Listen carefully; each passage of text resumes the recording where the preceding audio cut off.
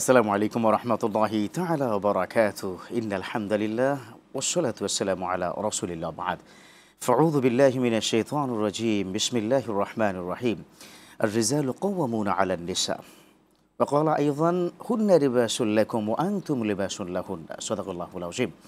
সুপ্রিয় দর্শক, দেশে কিংবা দেশের বাইরে যে যেখান থেকে দেখছেন এই মুহূর্তে আপনাদের প্রিয় চ্যানেল আর টিভি, আপনাদের সকলকে স্বাগত জানাই, মোবারকবাদ জানাই। আমি ডক্টর ফখরুল আশিকি। শুরু করছি আর টিভির নিয়মিত আয়োজন প্রাণ নিবেদিত প্রশ্ন করুন। পুরো অনুষ্ঠানটিতে আমাদের আজকের যে বিষয় নিয়ে আমরা কথা বলতে চাই তা হচ্ছে নারীর অধিকার প্রতিষ্ঠায় ইসলাম। ইসলাম কি ভূমিকা রেখেছে নারীদের এই সুন্দর একটা অধিকার প্রতিষ্ঠায়? নারীদের কোন মর্যাদায় রেখেছে ইসলাম?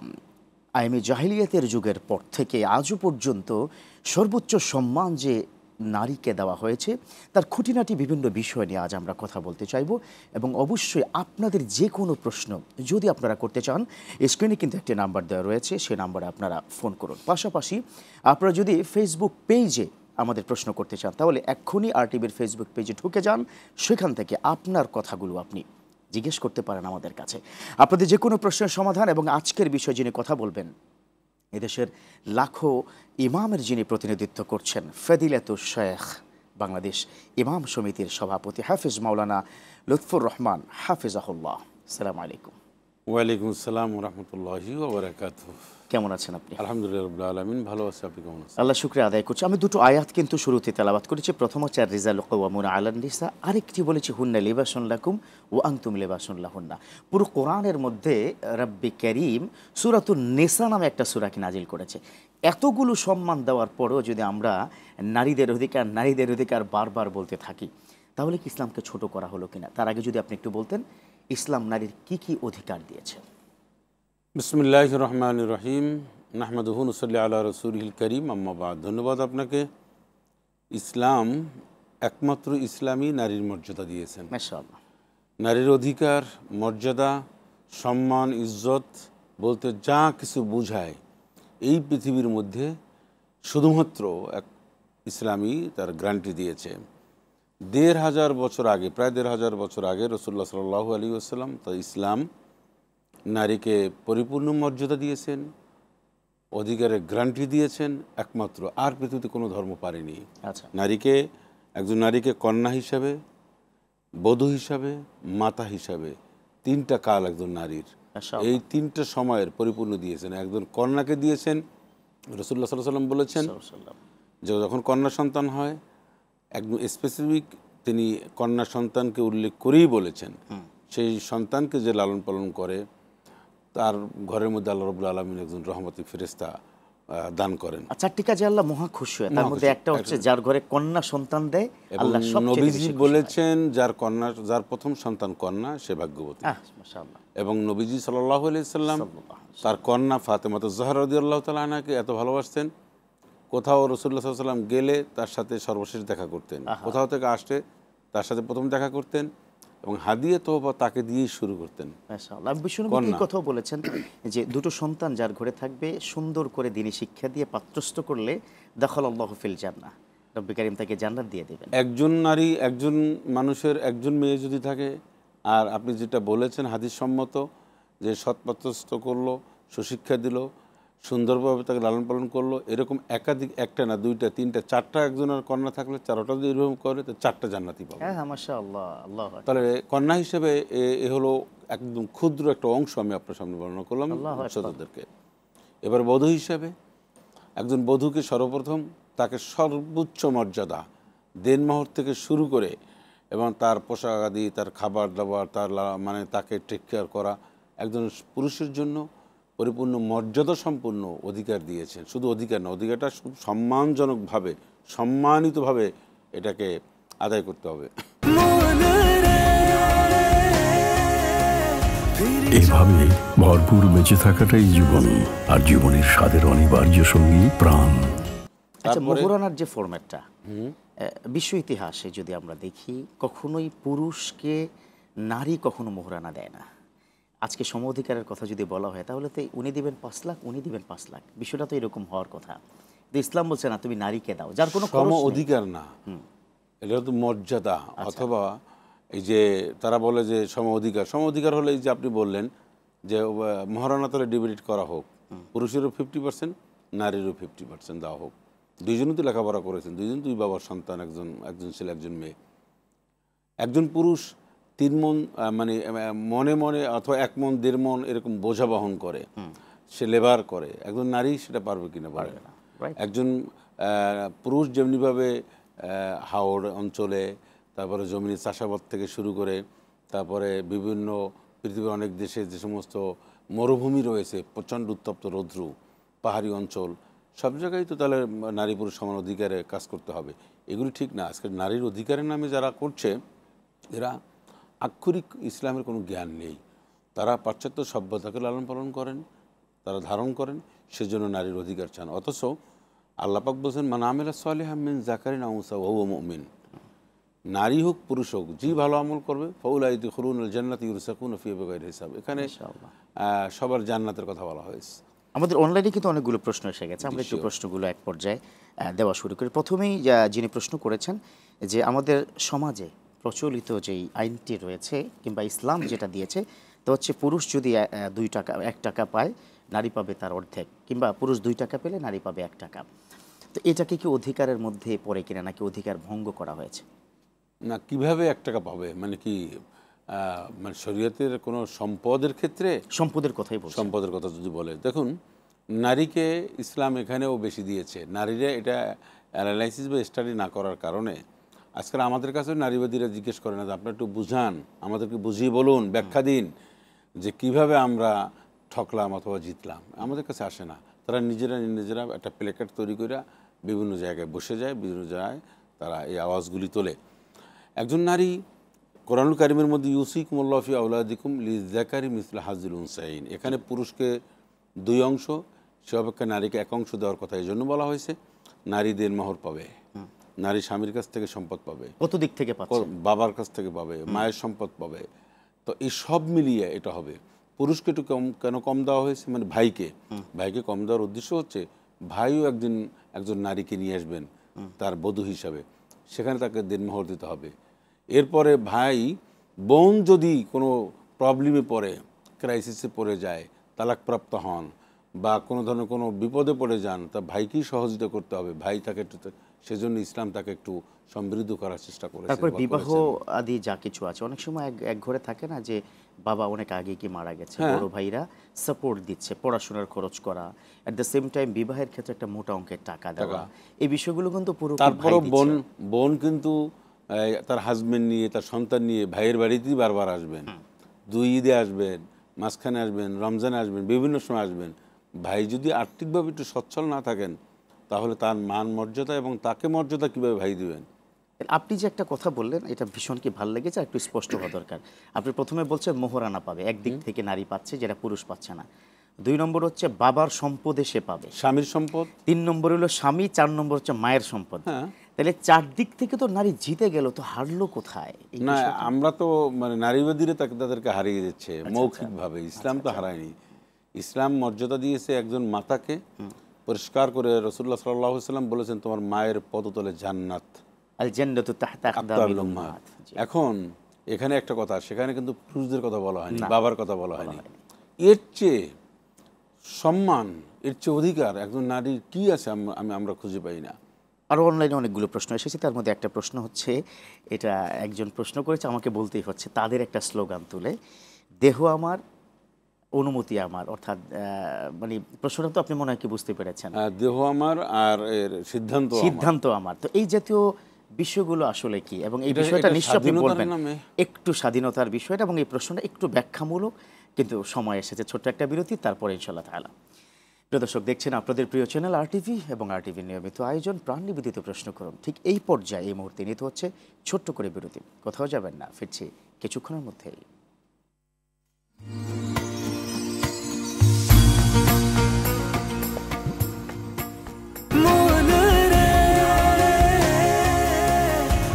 এভাবে ভরপুর বেঁচে থাকাটাই জীবন, আর জীবনের স্বাদের অনিবার্য সঙ্গী প্রাণ।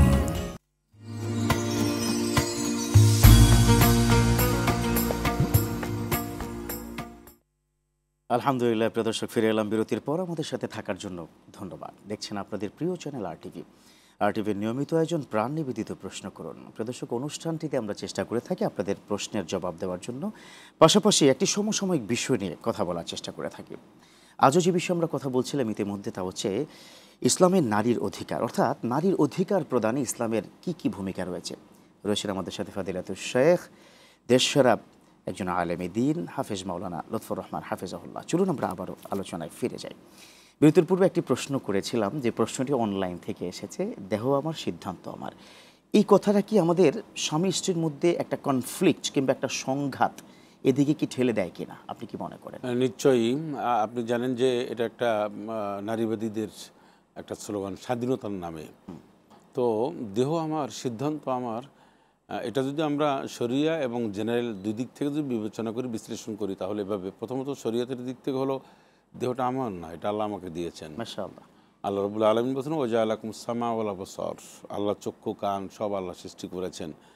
এবং আল্লাহ বলছেন লাকাদ খালাকনাল ইনসানা ফি আহসানি তাকওয়িম, তোমাকে সৌন্দর্য আকৃতি দিয়ে আমি সৃষ্টি করেছি। বলেছেন যে হুয়াল্লাযী খালাকাকুম মিন তুরাবিন সুম্মা মিন নুতফা, আমার তৈরির ইতিহাস কোত্থেকে কি আমি এসেছি, এটা আল্লাহ রাব্বুল আলামিন বলছেন যে আমি টোটাল স্ট্রাকচার যেটা তোমাকে কীভাবে তৈরি করলাম, এটা ইয়াখরুজু মিন বাইনি সুলবি ওয়াত তারাইব, তোমরা কোথায় ছিলে, কিভাবে কি, এটা আল্লাহ রাব্বুল আলামিন সব পরিষ্কার করে বলে দিয়েছেন। এবং বলছেন হাল আতাল ইনসানি হিনুম মিনাদ দাহরি লাম ইয়াকুন শাইআম মাযকুরা, দেহ তোমার সিদ্ধান্ত তোমার, তাই যদি হয় তা তোমার অস্তিত্ব কোথায় ছিল আগে বলো, তোমার পৃথিবীতে আসার আগে। এটা হচ্ছে, তার মানে এটা কি কোরআনের বিরোধী, মানে আয়াতের বিরোধী একটা কথা? অবশ্যই। এগুলো একটা শরীয়তের দিক থেকে আমি এটা বললাম। আর স্বামী স্ত্রীর মধ্যে সম্পর্ক নিয়ে তো আল্লাহ বলেছেন, স্বামী, হ্যাঁ, হুন্না লিবাসুল লাকুম ওয়া আনতুম লিবাসুল লাহুন্না, একে অন্যের লেবাসের কথা বলা হয়েছে। নারীদের ব্যাপারে বলা হয়েছে ওয়াশিরহুন্না বিল মারুফ, মানে নানান দিকে অনেক কথাই তাদের ব্যাপারে, মানে স্বামী স্ত্রীর সম্পর্ক মজবুত সুন্দর, করার জন্য, মজবুত, টেকসই একটা সম্পর্ক রাখার জন্য কোরআন এবং সুন্নাহর ব্যাপক দিক নির্দেশনা রয়েছে। এখন তারা যেভাবে প্রদর্শন করছে উলঙ্গ অর্ধুলঙ্গ হয়ে এই স্বাধীনতার নামে এই সমস্ত সিদ্ধান্ত নিয়ে, এটা একটা জঘন্যতম অপরাধ। আমাদের পারিবারিক জীবনকে ভঙ্গুর করে দেওয়ার জন্য, খান খান করে দেওয়ার জন্য, পারিবারিক যেটা বন্ধন রয়েছে, একজন স্বামী স্ত্রী জীবনযাপন করবে, সেক্ষেত্রে অধিকার নিয়ে কথা উঠতে পারে না, অধিকারের বিষয়টি আসতে পারে না। ওনারা একটা সুন্দরভাবে একটা মায়া মমতার আদরে তাদের জীবনযাপন করবে, এটাই হচ্ছে ইসলামের দিক নির্দেশনা। নারীকে মর্যাদা দেবে, সম্মান দেবে, তার যা প্রয়োজন পুরুষকে বলা হয়েছে, নির্দেশনা দেওয়া হয়েছে, এইভাবেই তাদের জীবনযাপনটা করবে। কিন্তু এখন দেহ আমার সিদ্ধান্ত আমার, এইটা যদি তারা এই স্লোগান এবং এইভাবে তারা এগিয়ে যায়, তাহলে এই স্বাধীনতার নামে কোনো পুরুষ যদি এসে বলে যে হাতও আমার, তাহলে মানে তোমার ঘরও আমার, সিদ্ধান্ত আমার, সিদ্ধান্ত আমার, থাকবা কি থাকবা না সেটা আমার। আরেকটা হচ্ছে এই স্লোগান নিয়ে আগাইলে কেউ দেশে বলে যে স্বাধীনতার নামে যে হাতও আমার, আর তোমাকে মানে চড়াইয়া বা তোমার উপর হাত উঠাবো সেটাও আমার, সেটা আমার সিদ্ধান্ত, তাহলে কোথায় যাবে? একটা জিনিস শেখ খেয়াল করেছেন, যারা এই স্লোগান বা এই আন্দোলনের সাথে আছে, তাদের dress up, get up, makeup আপনি দেখেছি, কিন্তু আমাদের দেশটা কোন সভ্য সমাজ তাদেরকে সাপোর্ট করতে পারে না। 16 কোটি মুসলমান, এট দ্য সেম টাইম হচ্ছে আমাদের দেশটা এখনো যে পারিবারিক একটা সৌন্দর্য, একটা মিলন মেলা, এত সৌহার্দ্যপূর্ণ সম্পর্ক, এত সৌন্দর্য একটা পরিবারের মধ্যে আছে, সেখানে এই অসুন্দর, এই বিকৃতি মনের যে একটা বিকৃতি মনোভাব, তারা কিন্তু আরেকটা কাজ করছে, আপনি দেখবেন তারা এডিক্টেডও, আপনি দেখবেন এইসব জায়গায় সিগারেট খাচ্ছে, আজকে নারীরা মারাত্মক পর্যায়ে এডিক্টেড হয়ে যাচ্ছে। না, এখানে আমরা দেখেছি একজন সভ্য নারীও যায়নি, যারা গেছে এডিক্টেড, যারা গেছে তাদের মানে তাদের বেশভূষা সব অ্যাটিটিউড দেখলে বোঝা যায় যারা কোত্থেকে এসছে, কোন জায়গার থেকে, কোন মহল্লা থেকে এসছে, এটা দেখলে বোঝা যায়।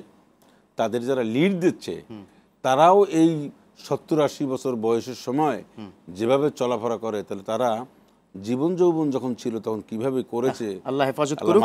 অনেক অনেক চমৎকার করে আপনি বলছিলেন। একজন দর্শক অপেক্ষা করছে অনেকক্ষণ ধরে, ফোনটা আমাকে নিতেই হচ্ছে।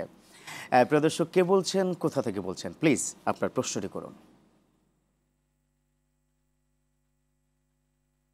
হ্যালো দর্শক, আপনি কি লাইনে আছেন, শুনতে পাচ্ছেন আমাকে? প্লিজ, সম্ভবত আপনার সংযোগটি বিচ্ছিন্ন হয়ে গেছে, আপনি আরও একবার ট্রাই করুন, স্ক্রিনে দেওয়া এই নাম্বারে পেয়ে যাবেন আমাদের। তো যে কথা বলছিলাম, যে বাংলাদেশে এখনও কিন্তু পরিবার, একান্নবর্তী পরিবার কিন্তু আছে, যৌথ ফ্যামিলি আছে, কি সম্মান কি মর্যাদা একজন আরেকজনকে দিচ্ছে। তো এটা তার বিপরীত একটা চিত্র। ইভেন আপনি খেয়াল করবেন বাংলাদেশের সাধারণ জনতা কিন্তু এটা মেনে নেয়নি। এখন সমাধানটা আসলে একজন দেশসেরা ইসলামিক স্কলার হিসেবে আপনি কি পরামর্শ দিবেন? না, পরামর্শটা হচ্ছে এই যে নারীবাদী বা এই যে নারীর অধিকারের নামে যারা আজকের এই কাজগুলি করছে, এদেরকে গভর্নমেন্টের উচিত তাদের কোনোভাবে স্পেস না দেওয়া, জনমত তৈরি করা, এবং আমাদের সকলকেই বুঝতে হবে যে তারা যে সমস্ত দাবি দেওয়া বা যে সমস্ত কথাবার্তা বলছে, সেমিনার সিম্পোজিয়াম থেকে শুরু করে যা কিছু করছে, এইটা একটা ষড়যন্ত্র। দেশের আমরা যারা সুন্দর একটা পরিবার নিয়ে জীবনযাপন গঠন করছি, সুন্দর জীবন সুন্দর পরিবার নিয়ে, এইটাকে বিনষ্ট করার জন্য তারা এই কাজগুলি করছে। এটা কি পশ্চিমা কোনো আগ্রাসন কিনা? অবশ্যই পশ্চিমা আগ্রাসন, প্রতিবেশী দেশের একটা তারা তাদের কালচার এবং এই সুন্দর একটি ভারসাম্য, একটি আমাদের 56,000 বর্গ কিলোমিটারের একটা দেশ মধ্যে এমন একটা বীজ ঢুকিয়ে দিচ্ছে, এমন একটা পয়জন ঢুকিয়ে দিচ্ছে যাতে করে আমাদের ছেলে মেয়েরা অনাগত নেক্সট মানে প্রজন্ম যারা রয়েছে, জেনারেশন রয়েছে, তারা যাতে করে এই সমস্ত পথে হাঁটতে পারে, মানে সহজ হয়, সেজন্য কাজগুলি করছে। সেজন্য আমাদের প্রত্যেকটা পরিবারের মধ্যে আমাদের চিন্তা চেতনা থাকতে হবে, ধর্মীয় মূল্যবোধ সৃষ্টি করতে হবে, ধর্মীয় শিক্ষা তাদেরকে শিক্ষিত করতে হবে, তাহলেই এই সমস্ত আগ্রাসন থেকে আমরা মুক্তি পাবো। সে একটা ঘটনা কিছুদিন আগে, একটা ভয়ঙ্কর অপ্রীতিকর ঘটনা বাংলাদেশে ঘটে গেছে, যে বাবার মানে মেয়ের হাতে বাবার যে খুন, যেটা ইতিমধ্যে সোশ্যাল মিডিয়াতে তুমুল এটা নিয়ে ঝড় উঠেছে, এবং ওই মেয়েটাও কিন্তু নারীবাদী থেকে উঠে আসা, এবং তারা কিন্তু আপনি জানেন একটা মেয়ে আরেকটা মেয়ের সাথে, তাদের বান্ধবীদের সাথে একটা গে রিলেশন ছিল তাদের। না, এটা সম্পত্তি একটা ঘটনা। হ্যাঁ, এবং ভয়ঙ্কর একটা, এটা কি কোনো নতুন কোনো বার্তা দেয় কিনা? হ্যাঁ, ঐশীর থেকে শুরু করে যত ঘটনা এখানে ঘটেছে, এই যারা ঘটিয়েছে, নারী হোক বা পুরুষ হোক, অনেক সময় ছেলেরাও এই কাজগুলি করে, শুধু নারীরা করছে তা না। বাবার কাছে আবার টাকা চেয়েছে, গাঁজা খাওয়ার টাকা চেয়েছে, দেয়নি, হত্যা করেছে। মেয়েরাও ঠিক অনুরূপভাবে অনেক কিছু করেছে। এটার নৈতিকতার এত চরম অবক্ষয় ঘটেছে, যার কারণে তারা অ্যাডিক্টেড ছিল, তারা সমাজের এক ধরনের কীট ছিল, যার কারণে এই কাজগুলি ঘটেছে। আপনি দেখবেন কোথাও মূল্য ধর্মীয় অনুশাসনে বিশ্বাসী, এক্স্যাক্টলি ওই ঘটনা কিন্তু তারা কি ঘটতে পারে না, কোথাও ঘটে। আপনি সুন্দর করে বলছিলেন, এবং কোরআন হাদিসের আগুলো আরও বেশ কিছু অ্যাডভাইস আমরা অপেক্ষা করব, আপনি নিশ্চয়ই শুনবেন। তবে আরেকটু অপেক্ষার সময় প্রহর গুনতে হবে, আর একটা ছোট্ট বিরতির পর ইনশাআল্লাহ তাআলা। প্রিয় দর্শক, দেখছেন আপনাদের প্রিয় চ্যানেল আরটিভির নিয়মিত আয়োজন প্রাণ নিবেদিত প্রশ্ন করুন। এ পর্যায়ে আবারও নিতে হচ্ছে ছোট্ট করে বিরতি, কোথাও যাবেন না, ফিরছি কিছুক্ষণের মধ্যেই।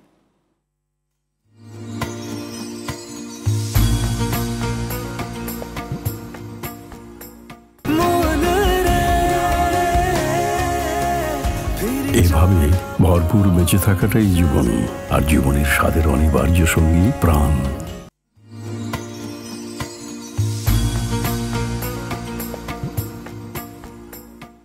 আলহামদুলিল্লাহ, প্রিয় দর্শক, ফিরে এলাম বিরতির পর। আমাদের সাথে থাকার জন্য ধন্যবাদ। দেখছেন আপনাদের প্রিয় চ্যানেল আরটিভির নিয়মিত আয়োজন প্রাণ নিবেদিত প্রশ্ন করুন। সরাসরি প্রশ্ন যদি চান, স্ক্রিনে যে নাম্বারটি দেওয়া রয়েছে সে নাম্বারে আপনারা ফোন করবেন, নিশ্চয়ই আমাদের পেয়ে যাবেন আপনার যে কোনো প্রশ্ন। আজকের যে বিষয় নারীর অধিকারে ইসলামের যে ভূমিকা, এর বাইরেও যদি চান আপনার যে কোনো প্রশ্ন করতে পারেন চাইলে। প্রিয় দর্শক, চলুন আমরা আবারও আলোচনায় ফিরে যাই। বিরতির পূর্বে একটি জায়গায় আমরা ছিলাম, আলহামদুলিল্লাহ। এখন আমরা একটু চলে আসতে চাই একটা নারীর বিবাহ হওয়ার পরে যে নারীটা যে নতুন করে তার হাজব্যান্ডের ঘরে যাবে, সেটা একটা ভিন্ন পরিবেশ। এতদিন 18 বছর কিংবা 20 বা 25 বছর ছিল এক পরিবেশে, এক কালচারে। ওখানে যাওয়ার পর এই নারীটা সুখী হতে গেলে, তার অধিকারগুলো মানে সঠিক রাখতে গেলে কি কি করা প্রয়োজন, আপনার যদি ইসলামের আলোকে কোনো পরামর্শ? ধন্যবাদ আপনাকে, যথার্থই বলেছেন। এদিক থেকে আমাদের দেশের অনেক পরিবারগুলি রয়েছে অসচেতন, অর্থাৎ তারা এইগুলি কেয়ার করছে না। একজন নারী, একটা মেয়ে, সে অন্তত 18 বছর পার করে যখন আরেকটি ভিন্ন পরিবেশে চলে আসে, কালচার আলাদা, সব কিছু আলাদা, মানুষজন আলাদা, তাদের ব্যবহার আলাদা, সব কিছু আলাদা। সেক্ষেত্রে এসে অনেক সময় হিমশিম খেতে হবে, বিব্রতবোধ মনে করে, অথবা অনেক তার মানসিকভাবে অনেক ভেঙে পড়েন। সেক্ষেত্রে তার শ্বশুরবাড়ি, বিশেষ করে তার হাজব্যান্ড অথবা তার ভাই বোন যে পরিবারটা রয়েছে, এই পরিবারের সবার আগে তাকে সাপোর্ট দিতে হবে, মানসিকভাবে সাপোর্ট দিতে হবে, কার্যক্রম কমিয়ে দিয়ে। এখন আমরা অনেক সময় দেখি নতুন বধূ আসলে বড় একটা মাছ কুর্তি দেয়, যে কেমন মাছ রান্না করে, বিরিয়ানি পাকাতে দেবে, তো কেমন রান্না করে টেস্ট করতে করতে 3 মাস যায়। এটা কেন করবে? এটা তো একটা সভ্য পরিবারের কাজ না, সুন্দর পরিবারের এই কাজটি তো না। আপনার একটা কন্যা এসছে, তার অনেক ভুল ত্রুটি হবে, নতুন একটা জায়গায় এসছে, অ্যাডজাস্ট করতে সময় অ্যাডজাস্ট লাগবে। করবে, হয়তো বাবার বাড়ি অনেক রান্না বান্না করেনি, অনেক কাজ সে করেনি, করলেও যা করেছে এখানে এসে তার সব কিছু আলাদা পাচ্ছেন। সেক্ষেত্রে তাকে মানিয়ে নেওয়া, তাকে সহযোগিতা করা, আর শাশুড়ির সাপোর্ট দিতে হবে, তারপর তার নিজের মেয়ের মতন দেখতে হবে। তারপরে স্বামীর যে সমস্ত ভাই বোনরা রয়েছে তারা দেখবেন খোসা দিয়ে কথা বলার চেষ্টা করবে, অপমানজনক কথা বলবে, তোমার বাবার বাড়ি কী খাইতা বা কী পড়ছো, এই নানান ধরনের কথা বলে। এইগুলি হাজবেন্ড যিনি রয়েছেন উনি আবার মাঝে মাঝে একটু মজা পান, অথবা উনি একটু সুখ এখানে খুঁজে পান হয়তো অনেকে, কিন্তু উনি জানেন না যে আপনার ভাই, আপনার বোন বা আপনার মা আপনার স্ত্রীকে যেভাবে টার্গেট করে ইনসাল্ট করছেন বা খোসা দিয়ে কথা বলছেন, এটার একটা রেজাল্ট কিন্তু খুব ভালো না। একটা সময় এখন এটা সহ্য করলেও যখন পুরানো হয়ে যাবে তখন কিন্তু বলবে তোমার বোনই কথা বলেছিল, ভাই কথা বলেছিল। তোর কী করতে হবে? ফার্স্টই তাকে অধিকারটা হিসেবে দিতে হবে, তার একটা সম্মান রয়েছে, মর্যাদা রয়েছে, সম্মানটা বুঝতে হবে সবার আগে। শুনবো আপনার কাছ থেকে আরো বিস্তারিত। একজন দর্শক অনেকক্ষণ অপেক্ষা করছে, ফোনটা নিয়ে নিচ্ছি। প্রিয় দর্শক, কে বলছেন, কোথা থেকে বলছেন? প্লিজ আপনার প্রশ্নটি করুন।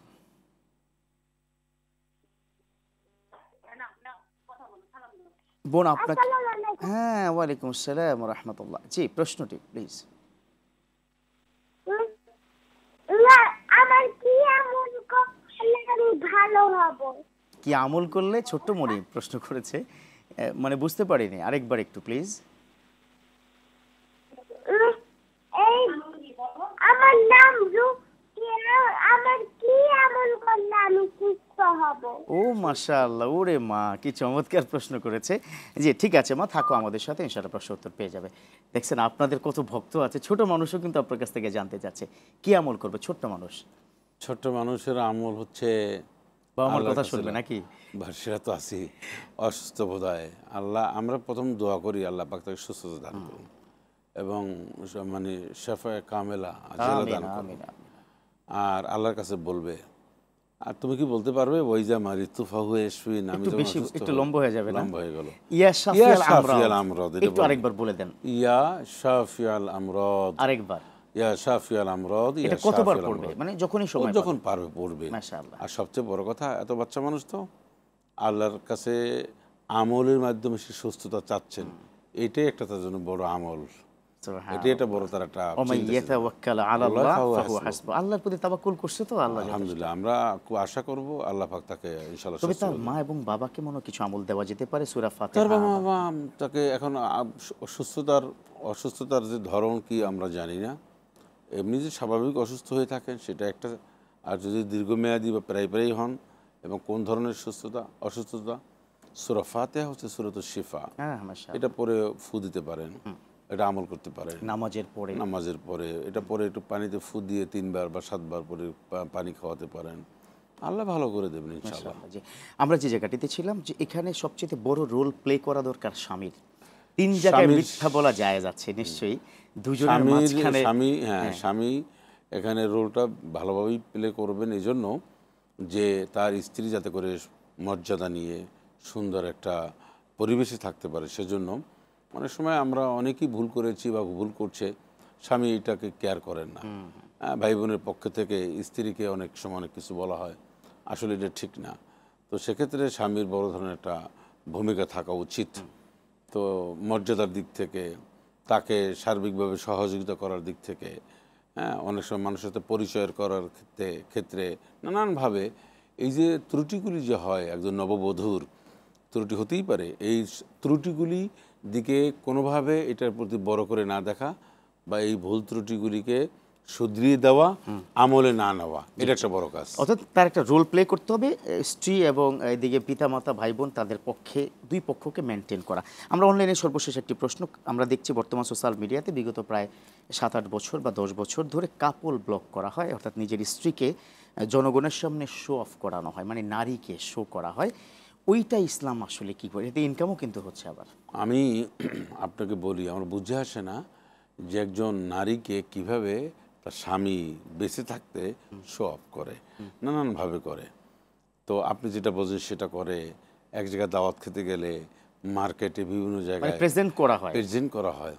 একজন নারীর সৌন্দর্য তার স্বামী একমাত্র উপভোগ করবেন, দেখবেন। এটাই হচ্ছে যুক্তিযুক্ত ইসলামের কথা, কমন সেন্সেরও তাই বলে। এবং কি করে সম্ভব নিজের ওয়াইফকে মানুষের সামনে নানান প্রেজেন্ট ভাবে, করা, এমন তাই না? এটা ভাবে জেলাস হওয়া তো উচিত। হ্যাঁ। অনেক ধন্যবাদ জানাচ্ছি, আপনি আজকে নারীর বিভিন্ন অধিকার নিয়ে কথা বলেছেন। আশা করি ইসলাম এটাই বলে, এই অনুযায়ী যদি চলা হয় তাহলে বাংলাদেশের প্রতিটি পরিবার ভালো থাকবে। নারীর সম্মান সর্বোচ্চকে দিতে হবে, যেটা স্বামীর দায়িত্ব, পিতা মাতা ভাই বোন সবার দায়িত্ব। অনেক ধন্যবাদ। আপনার আলোচনা আশা করি আমাদের দেশের মানুষের জন্য অনেক উপকারে আসবে। জাযাকাল্লাহ। ধন্যবাদ আপনাকে। প্রিয় দর্শক, এতক্ষণ পর্যন্ত যারা যে অবস্থা থেকে শুনেছেন, নারীর অধিকার দিতে হবে, তবে এটা এমনটি নয় যে সম অধিকার, এমনটি নয় যে তাকে পণ্য হিসেবে প্রেজেন্ট করবে।